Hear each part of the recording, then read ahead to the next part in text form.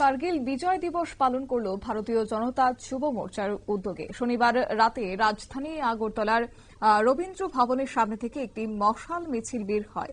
শহরের বিভিন্ন রাস্তা পরিক্রমা করে আবার রবীন্দ্র ভবনের সামনে এসে তা শেষ হয় এই মশাল মিছিলটি। এবং এদিনে উপস্থিত ছিলেন বিজেপির সাধারণ সম্পাদক ভগবান দাস সহ অন্যান্য নেতৃত্বরা। গোটা বিষয় নিয়ে কি জানিয়েছেন ভগবান দাস, শুনুন। সঙ্গে সেই যুদ্ধের মোকাবিলা করেছেন এবং মাঝখানে আরো 10টি বছর আমরা দেখেছি প্রধানমন্ত্রী মনমোহন সিং ওনার নেতৃত্বকালে প্রধানমন্ত্রিত্বকালে 23 বার 23 টাইমস এইভাবে পাকিস্তানি জঙ্গিরা ভারতবর্ষে আক্রমণ করেছে এবং তারা এই ধরনের সন্ত্রাস চালিয়েছিল। সেই দিনও আমরা কোনো কিছু করতে পারিনি।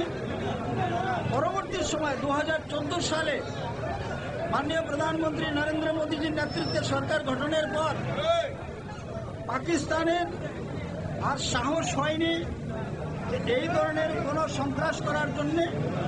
এবং আমরা সাম্প্রতিককালে দেখেছি যে পেহেলগাম ঘটনাকে কেন্দ্র করে আমাদের দেশের সেনাবাহিনী তথা মাননীয় প্রধানমন্ত্রীজির নেতৃত্বে যে অপারেশন সিন্দুর যে অপারেশন হয়েছে, পাকিস্তান যোগ্য জবাব পেয়ে গিয়েছে এবং ভারতের সেনাবাহিনী পাকিস্তানকে যোগ্য জবাব দিয়েছে। তাই আজকে ভারত একটা শক্তিশালী রাষ্ট্র। আপনারা শুনলেন বিধায়ক ভগবান দাসের বক্তব্য এবং এই কার্গিল বিজয় দিবসের তাৎপর্যপূর্ণ দিক তিনি তুলে ধরলেন। একই সঙ্গে ভারতীয় জনতা যুব মোর্চার পক্ষ থেকে এদিনে সারা জাগানো রাজধানীর রাজপথে মশাল মিছিলের আয়োজন করা হয়। নিয়ে নিচ্ছে ছোট্ট একটি বিজ্ঞাপন, বিরতির সঙ্গে থাকুন।